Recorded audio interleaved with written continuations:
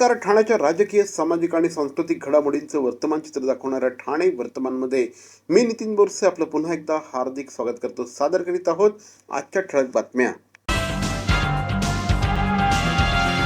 Bhavani jewellers Thane, पारंपरिक आणि आधुनिक दागिन्यांचा अप्रतिम संगम. प्रत्येक स्त्रीची पहिली पसंती भवानी ज्वेलर्स ठाणे. नक्की भेट द्या. ठाणे शहरात 23 ऑगस्ट रोजी होणाऱ्या पहिल्या ठाणे स्मार्ट सिटी मॅरेथॉनला धावपटूंचा उत्स्फूर्त प्रतिसाद मिळाला आहे.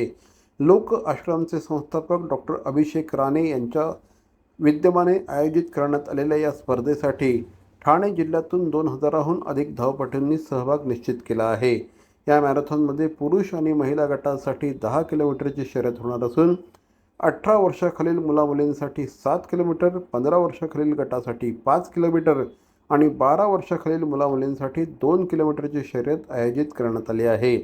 प्रत्येक गटातील पहिल्या 10 क्रमांकांच्या धावपटूंना रोख बक्षिसांनी गौरवण्यात येणार आहे. ठाणे स्मार्ट सिटी मॅरेथॉन 2026 हे या मॅरेथॉनचं नाव असून मॅरेथॉन 4 गटात पार पडली जाईल. आपण महिला पुरुष हा ओपन गट असेल, अंडर 18, अंडर 14 आणि अंडर 12 असे 4 गटामध्ये आपण ती डिवाईड केलेलं आहे. एक 2700 ते 3000 मुलं आणि मुली यात सहभागी होणार आहेत आणि आपण सुरुवात अष्टविनायक चौकातून करत आहोत आणि परत फिनिश पण आपण अष्टविनायक चौकातच करत आहे. ओव्हरऑल कोपरीमध्ये हा रूट असेल. अष्टविनायक चौकातून सुरू होणार आहे, मंगला हायस्कूल ते बारा बंगला, सिद्धार्थ नगर आणि आपण रिटर्न नारायणकोळी चौकातून आपण परत अष्टविनायक चौकामध्ये समाप्त करणार आहोत. आणि आपण सगळ्या विनर्सना बक्षिसं ठेवलेली आहेत, कॅश प्राईज ठेवलेले आहेत आणि ट्रॉफीज आणि मेडल्स डिस्ट्रीब्युशन करणार आहोत आपण. वयोगट ठेवलाय काय? हो, वयोगट आपण महिला पुरुष ओपन ठेवलेला आहे आणि अंडर 18, अंडर 14 आणि अंडर 12 असे वयोगट आपण ठेवलेले आहेत. ठाण्यात मराठी भाषेत प्रवाशांशी संवाद साधता न येणाऱ्या रिक्षाचालकांविरोधात प्रादेशिक परिवहन विभागाने कारवाई सुरू केली आहे. परिवहन मंत्री श्री प्रताप सरनाईक यांच्या सूचनेनुसार ही मोहीम राबवण्यात येत असून गुरुवारी सकाळी 10:30 वाजल्यापासून 4 पथकांनी तपासणी सुरू केली. ठाणे स्थानक, माजीवडा, वागळे स्टेट आणि खोपट बस स्थानक परिसरात रिक्षाचालकांची तपासणी करण्यात आली. तपासणी दरम्यान चालकांशी मराठीत संवाद साधला गेला. मराठीत व्यवस्थित संवाद साधणाऱ्या चालकांना यावेळेस सोडून देण्यात आलं. मात्र मराठी बोलता न येणाऱ्या चालकांना नोटीस देऊन महिनाभरात मराठी शिकण्यासाठी मुदत देण्यात आली आहे. यापूर्वी रिक्षा आणि टॅक्सी चालकांना व्यावहारिक मराठी शिकण्यासाठी 15 ऑगस्टपर्यंतची मुदत देण्यात आली होती. त्यासाठी विशेष मराठी भाषा प्रशिक्षण अभियान देखील राबवण्यात आलं होतं. आजपासून ठाण्याच्या वेगवेगळ्या भागांमध्ये कारवाईला सुरुवात करत आहोत, ज्यामध्ये आम्ही प्रत्येक रिक्षा थांबवतोय. त्या रिक्षा चालकाचं लायसन्स आम्ही तपासतो आहोत.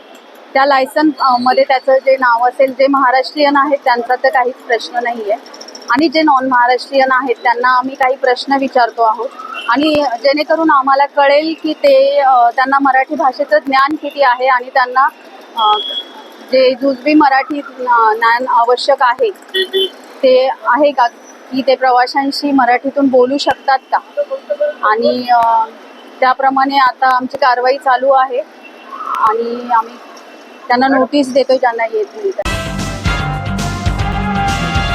कल्याणमध्ये राष्ट्रवादी काँग्रेसच्या अजित पवार गटाला राजकीय धक्का बसला आहे. कल्याण APMCचे माजी सभापती तथा संचालक भरतभाऊ गोंधळे यांच्यासह प्रमुख पदाधिकारी आणि शेकडो कार्यकर्त्यांनी राष्ट्रवादी काँग्रेस शरदचंद्र पवार पक्षात प्रवेश केला.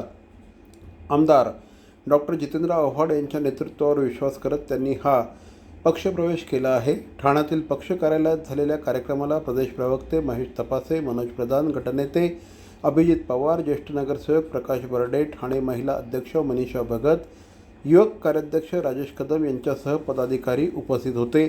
यावेळेस डॉक्टर जितेंद्र आव्हाड यांनी नवीन कार्यकर्त्यांचं स्वागत केलं. आनंदाची गोष्ट आहे.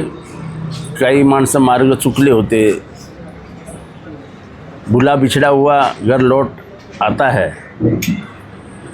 तो उसे दिल से लगाना चाहिए.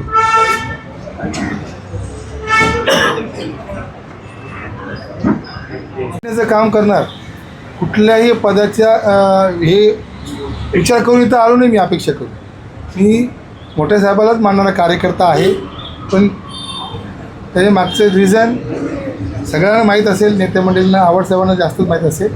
तर ठीक आहे, थोडे दिवस तिकडे काढले, पण आणि दादा आहे तिथे असताना मी पक्ष सोडला आहे. दादा गेल्यानंतर पक्ष सोडला नाही, आहे तिथे असताना पक्ष सोडलेला आहे.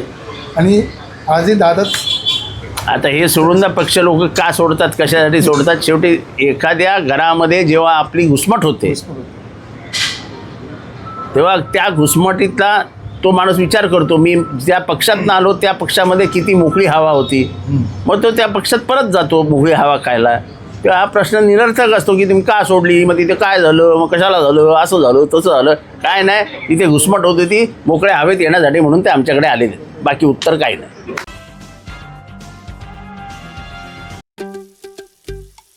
दादा, दात घासताय ना, मग पाणी का वाया घालवताय? ताई, भांडी घासा नाहीतर फोन पहा, पण नळ का चालू ठेवलाय? अंघोळ झाली ना करून, मग शॉवर चालूच. कपडे धुताय पण पाणी वाया जात आहे, त्याचं काय? गाडी अशी धुताय आणि उद्या पाणी कायमचं संपलं तर? पाण्यासाठी किती जणांची वणवण होते, कित्येक कुटुंबांना तर पाणी मिळतही नाहीये. पाणी बोलत नाही, पण आपण त्याची किंमत जाणली पाहिजे. पाण्याचा अपव्यय टाळा, परिस्थिती भीषण होऊ शकते. प्रत्येक थेंब जपा, पाणी वाचवा. पाणी ही निसर्गाची देणगी आहे. पाणी निर्माण करता येत नाही. पाण्याची बचत हीच पाण्याची निर्मिती. ठाणे महानगरपालिकेतर्फे जनहितार्थ जारी. CP Goenka International School, nurturing talent at young age for scholastics, sports and performing arts in global perspective. Proud to have world toppers and country toppers in 10th standard Cambridge examinations. Ranked the best emerging school by the Times of India for personality over percentage. CP Goenka is the intelligent choice. Thane महानगरपालिकेचे मालमत्ता कर म्हणजेच property tax भरण्याचे आवाहन. सन 2022-23 या आर्थिक वर्षाचे मालमत्ता कराचे म्हणजेच प्रॉपर्टी टॅक्सचे बिल ठाणेकर करदात्यांना महापालिकेमार्फत आर्थिक वर्षाच्या सुरुवातीस म्हणजेच माहे एप्रिल 2022 मध्ये देण्यात आलेले आहे. तथापि अद्यापही काही करदात्यांनी मालमत्ता कर महापालिकेकडे जमा केलेला नाही. सध्या आर्थिक वर्षाचा अंतिम टप्पा सुरू झाला आहे. मालमत्ता कर वसुलीसाठी महापालिकेतर्फे कडक कारवाई हाती घेण्यात आली आहे. या अंतर्गत जंगम मालमत्ता, टीव्ही, फ्रीज, वाहन व इतर जप्त करणे तसेच स्थावर मालमत्ता वॉरंट बजावून जप्त करण्यात येत असून मालमत्तेचा जाहीर विक्रीद्वारे लिलाव करून कराची रक्कम वसूल करण्यात येत आहे.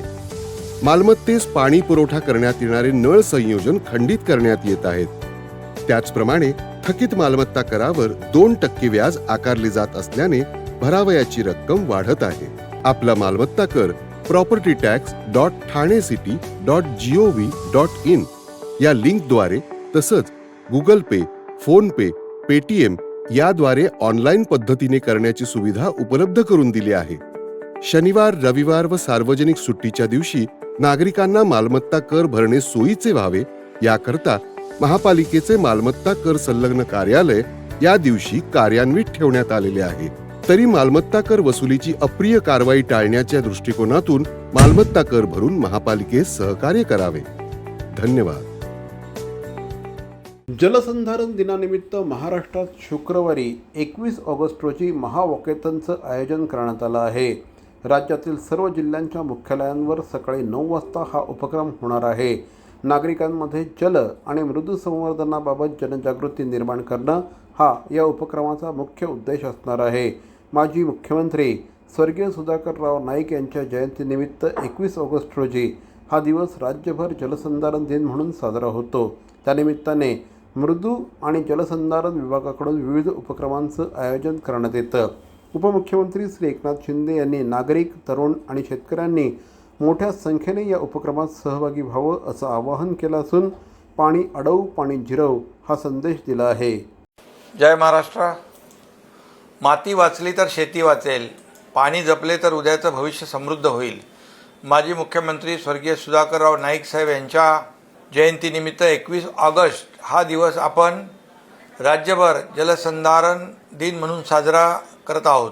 या निमित्ताने मृद व जलसंधारण विभागाच्या वतीने राज्यभर महा वॉकॅथॉन वॉक फॉर वॉटर आयोजित करण्यात आली आहे. पाणी हा केवळ आजचा प्रश्न नाही, तो आपल्या पुढच्या पिढ्यांच्या भविष्याचा प्रश्न आहे.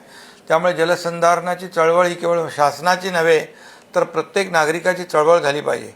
15 ते 19 ऑगस्ट दरम्यान माती आणि जलसंधारण या विषयावरील रील चॅलेंज स्पर्धेचे आयोजन करण्यात आलेले आहे. मोठ्या संख्येने या उपक्रमात सहभागी व्हा. जाहिरातीतील QR कोड स्कॅन करा, आपली नाव नोंदणी करा आणि शासनाने ठेवलेली आकर्षक बक्षिसे जिंका. चला आज एक संकल्प करूया, पाणी अडवूया, पाणी जिरवूया आणि जलसमृद्ध, हरित आणि समृद्ध महाराष्ट्र घडूया. धन्यवाद. जय हिंद, जय महाराष्ट्र.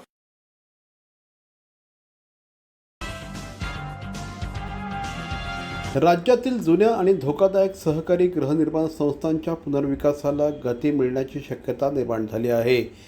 या संदर्भात महसूल मंत्री चंद्रशेखर बावनकुळे यांच्या उपस्थितीत मंत्रालयात उच्चस्तरीय बैठक झाली. आमदार संजय केळकर यांच्या पाठपुराव्यामुळे ही बैठक आयोजित करण्यात आली होती. स्वयंपुनर्विकासासाठी सोसायट्यांना कंत्राटदार किंवा डेव्हलपमेंट मॅनेजरशी करार केल्यानंतर काही ठिकाणी अवाजवी मुद्रांक शुल्क आकारले जात असल्याची तक्रार या बैठकीत मांडण्यात आली. तसंच शासनाने जाहीर केलेली 50% सवलत UDCPR नियमावलीत स्पष्टपणे समाविष्ट नसल्याने FSI TDR मिळवताना अडचणी येत असल्याचा मुद्दा देखील श्री केळकर यांनी मांडला. महसूल मंत्री चंद्रशेखर बावनकुळे यांनी संबंधित अधिकाऱ्यांना आवश्यक कार्यवाहीचे निर्देश दिले आहेत. तर मंडळी, या होत्या आजच्या ठळक बातम्या. आजचा एपिसोड आपल्याला कसा वाटला आम्हाला जरूर कळवा. आमचा पत्ता आहे Dadoji Konde stadium, shop number 16, Khatan road, Thane पश्चिम. दूरध्वनी क्रमांक 9820939420. तर मग पुन्हा भेटू उद्या याच वेळी याच ठिकाणी ठाणे वर्तमानमध्ये. तोपर्यंत धन्यवाद. जय हिंद, जय महाराष्ट्र.